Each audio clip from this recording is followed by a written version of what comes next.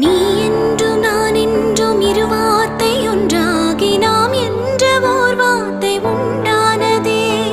ஆண் என்றும் பெண் என்றும் இரு வார்த்தை ஒன்றாகி ஆள் என்ற ஓர் வார்த்தை உண்டானதே. காதல் என்ற மந்திரத்தின் மாயம் என்ன?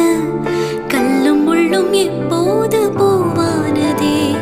வானவில்லின் துண்டொன்று மண்ணில் வந்து யாருக்கும் சொல்லாமல் பெண்ணானதே. தென்மேற்கு பருவக்காற்று தேனி பக்கம் வீசும் போது சாரல் இன்பச்சாரல் தெம்மாங்கு பாடிக்கொண்டு சிலுசிலுவென்று சிந்துதம்மா தூரல் முத்து தூரல்.